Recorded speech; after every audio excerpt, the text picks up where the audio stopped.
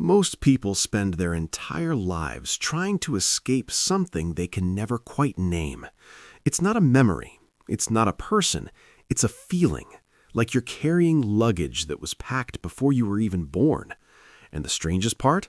Science now suggests that might actually be true. For decades, researchers noticed something deeply unsettling. Children who had never experienced war, famine, or loss were showing the biological markers of people who had. Their stress hormones, their nervous systems, even the way their cells aged. Something was being passed down, not through stories, not through behavior, but through biology itself. The field that uncovered this is called epigenetics, and what it revealed changed everything we thought we knew about identity. Scientists studying the descendants of famine survivors discovered something no one expected. The grandchildren, people who had never gone hungry a day in their lives, had bodies that behaved as if starvation were always just around the corner. Their metabolism, their cellular responses, all calibrated to a threat that ended generations ago. The body doesn't just inherit eye color and bone structure, it inherits context. It inherits fear. Now, think about what this means for you personally. That pattern where you brace for things to fall apart right when they're going well. The difficulty trusting people who seem too kind. The inexplicable anxiety in situations that logically are completely safe. You've probably blamed yourself for these things, called them flaws, personal failures. But some of what you experience as your personality might actually be inherited emotional posture, a stance your nervous system learned from someone who needed it, just not someone alive today. This isn't an excuse. It's a map. Because the moment you understand where something came from, you gain the ability to decide whether you still need it. The human brain has a feature that took scientists a long time to fully appreciate: neuroplasticity. In simple terms, the brain never stops being able to change.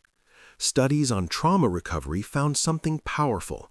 People who placed their struggles in a larger context, who saw their pain as part of a longer human story rather than a personal defect, showed measurably different brain activity.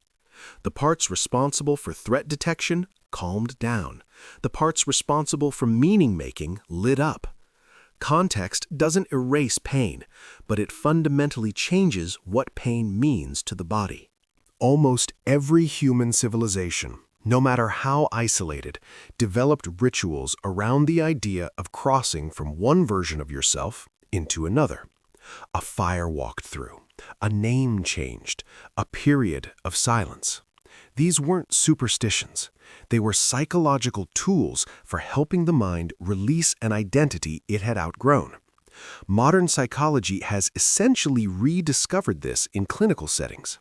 The simple act of narrating your own story differently, not erasing it, but reframing what it means, produces real, measurable shifts in well-being. You don't escape your history by ignoring it.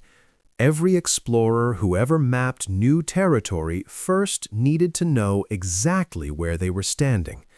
You trace your story. See clearly which parts of what you're carrying belong to you and which parts were handed to you by people doing the best they could with what they knew. Then, gently and deliberately, you put down what was never yours to carry in the first place.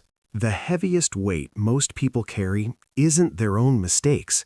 It's the unfinished emotional business of people they never even met. You are not just a product of your choices. You are the living continuation of a very long human story. And that quiet, persistent feeling that something is unresolved, maybe it isn't a problem with you. Maybe it's just a story that's finally ready to be understood.